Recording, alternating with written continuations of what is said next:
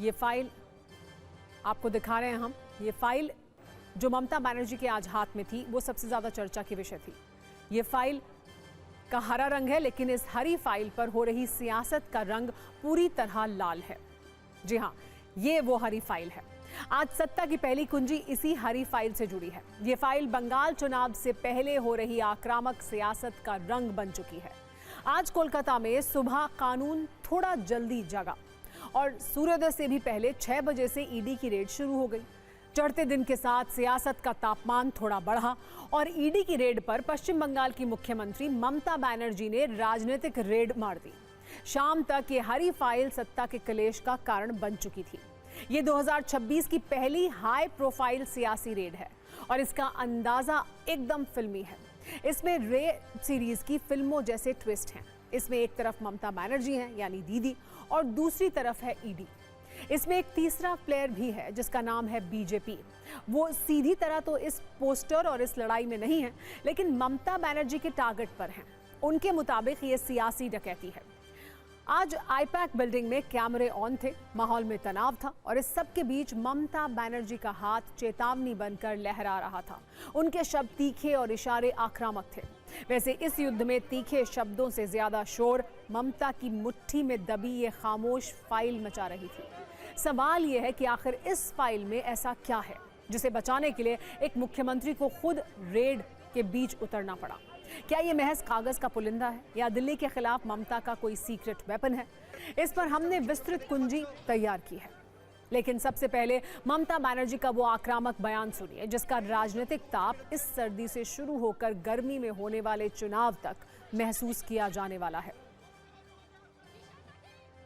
आप देखिए, अगर अमित शाह आपको बंगाल को जीतना है तो आपको हिम्मत है तो आप इलेक्शन में लड़ाई करके आइए। आप क्यों हमारा पार्टी आईटी सेक्टर को रेड करके पूरा पेपर ले लिया?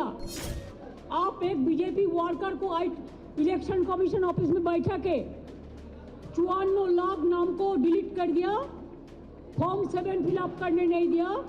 इलेक्शन कमीशन जो कर रहा है वो बीजेपी का इशारा में पूरा व्हाट्सएप में काम कर रहा है। सुना आपने ममता बनर्जी कितने गुस्से में हैं। दरअसल सुबह सुबह ईडी के इस एक्शन से ममता बनर्जी नाराज हो गई। इतनी नाराज हो गई कि कोलकाता में जो ईडी का एक्शन हुआ उसके रिएक्शन में दिल्ली को टारगेट कर लिया। उन्होंने आईपैक के जिस ठिकाने पर छापेमारी हो रही थी वहीं पर माइक ले लिया और मीडिया के सामने गृह मंत्री अमित शाह पर तीखे हमले किए। उन्होंने करीब 1 घंटे तक मीडिया से बात की जिसमें सबसे ज्यादा बार ईडी और अमित शाह का जिक्र किया गया। इसके अलावा उन्होंने बंगाल जीतना है, सारी सीमाएं लांघ दी, दस्तावेज चोरी किए गए, लोकतंत्र की हत्या की जा रही है, गृह मंत्री को कंट्रोल करिए, बीजेपी बड़ी डाकू है और बर्दाश्त नहीं करेंगे जैसे शब्दों का इस्तेमाल किया। कुल मिलाकर ये छापेमारी भले ही कोलकाता में है, लेकिन इससे निकली सियासी आग की लपटें दिल्ली के राजनीतिक आसमान में भी दिख रही हैं। अब समझिए कि मामला क्या है।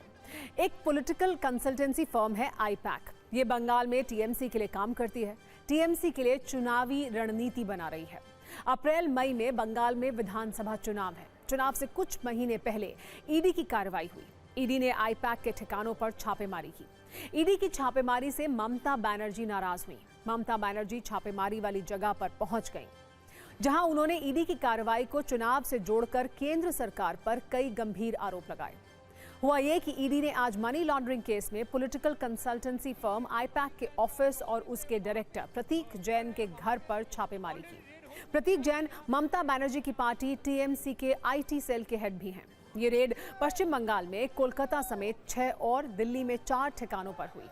प्रतीक जैन छापेमारी के दौरान घर पर ही मौजूद रहे। ये कार्रवाई सुबह 6 बजे से शुरू हुई थी, लेकिन करीब 11:30 के बाद मामला बढ़ गया। ममता बनर्जी प्रतीक के घर पहुंची और दावा किया जा रहा है कि वहां से वो कुछ कागजात लेकर बाहर निकली। सवाल यह है कि क्या ममता बनर्जी के हाथ में जो ग्रीन फाइल है वो उन्होंने प्रतीक जैन के घर से ली थी? वैसे ईडी का कहना है कि कोलकाता में आईपैक कार्यालय पर छापेमारी पूरी तरह सबूतों के आधार पर की जा रही थी। ये किसी राजनीतिक दल या चुनाव से जुड़ा हुआ मामला नहीं है। ये कार्रवाई अवैध कोयला तस्करी और मनी लॉन्ड्रिंग से जुड़े केस में हो रही है। सवाल यह है कि जिन डॉक्यूमेंट्स को ममता बनर्जी ईडी की लाइव छापेमारी के दौरान निकाल कर ले आई, उसमें ऐसा क्या है? आखिर वो कौन सी बात है जो ममता बनर्जी ईडी को पता नहीं चलने देना चाहती हैं? आखिर उस फाइल के पन्नों में क्या क्या दर्ज है? ग्रीन फाइल में ऐसा क्या सीक्रेट था जिसे ममता बनर्जी ने ईडी की पहुंच से दूर कर दिया? आज जैसे ही ममता बनर्जी उन डॉक्यूमेंट को आईपैक के डायरेक्टर प्रतीक जैन के घर से लेकर निकली, ये सवाल पूछे जाने लगे कि क्या ममता बनर्जी के हाथ में जो ग्रीन फाइल है वो सारे डॉक्यूमेंट उसी में हैं? क्या उस ग्रीन फाइल में पश्चिम बंगाल चुनाव के लिए टीएमसी की रणनीति दर्ज है? क्या उम्मीदवारों के संभावित नाम लिखे हुए हैं? क्या एसआईआर के बाद की स्थिति से निपटने की रणनीति है? क्या मतदाताओं की सूची है? और क्या चुनाव से संबंधित योजनाओं की डिटेल्स भी हैं? ये सारी जानकारी विधानसभा चुनाव को देखते हुए टीएमसी के लिए महत्वपूर्ण है और ममता बनर्जी नहीं चाहती होंगी कि ये ईडी को पता चले। ऐसा इसलिए क्योंकि ममता बनर्जी का आरोप है कि ईडी गृह मंत्री अमित शाह के इशारे पर काम करती है। To collect all of our party hard disk, the candidate list, the party strategy, the party plan. Is it the duty of the ED and Amit Shah? The nasty home minister, the naughty home minister who cannot protect the country, and he's taking away all my party documents. If I get the BJP party office, what will be? What will be the result? They didn't have any guards, and because of election, they are collecting all my information of my party. देखो मैंने सब लेके आया, because I rang up Pratik, because he is the in charge of my party. So my hard disk, see, phone, hard disk, all they are collecting, and they are already attacked my IT office also. In fact, Sector 5, I am going there also. Mamata Banerjee का आरोप है कि उनके राजनीतिक विरोधी Amit Shah TMC की चुनावी रणनीति जानने की कोशिश कर रहे हैं।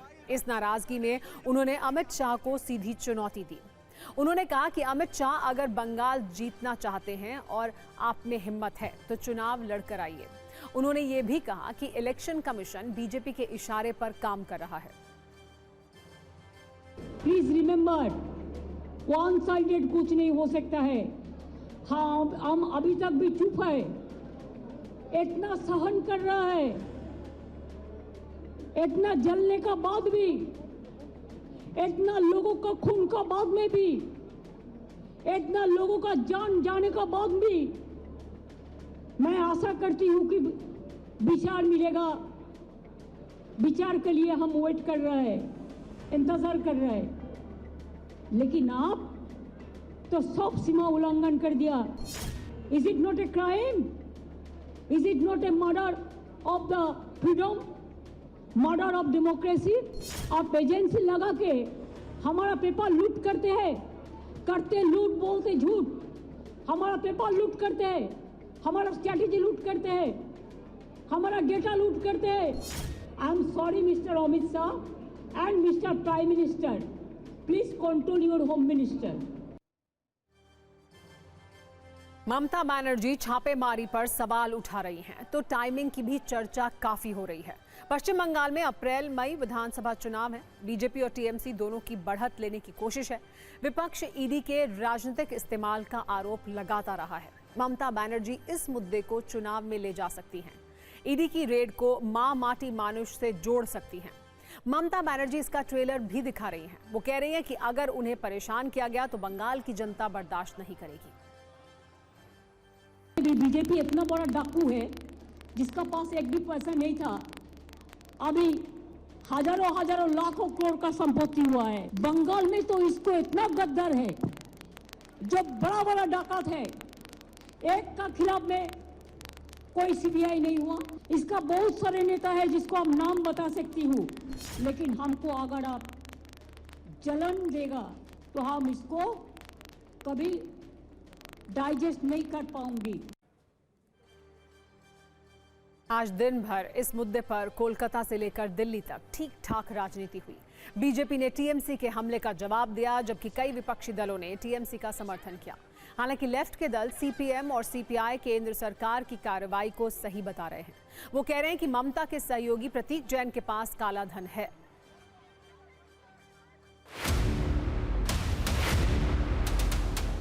একটা সবুজ কালারের একটা ফাইল বা একটা সবুজ কালারের ফোল্ডার নিয়ে তিনি হাতে রয়েছেন।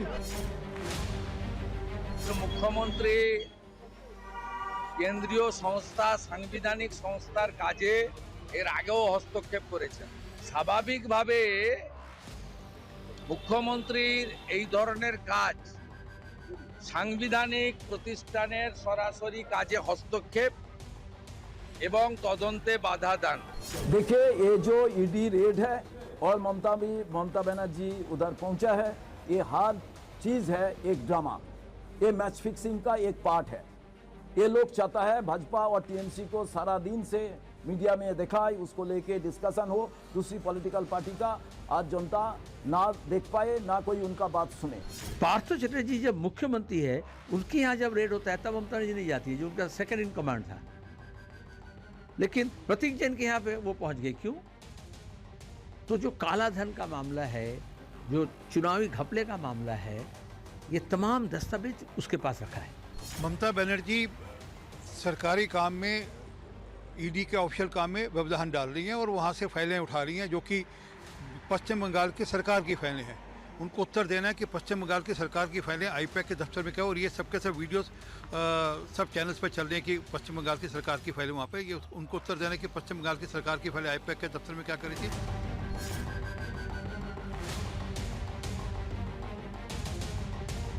मैं ये भी कहना चाहते हैं कि कोई कॉरपोरेट संस्था के दफ्तर में हमला हुई, मतलब बीजेपी की मतलब वहाँ रेड किए गए, तो इसके लिए ममता बनर्जी कोर्ट में जा सकती, हाई कोर्ट है, सुप्रीम कोर्ट है, उनको क्यों दौड़ के वहाँ जाने पड़ी, ये मुझे ताजुब लग रहा है।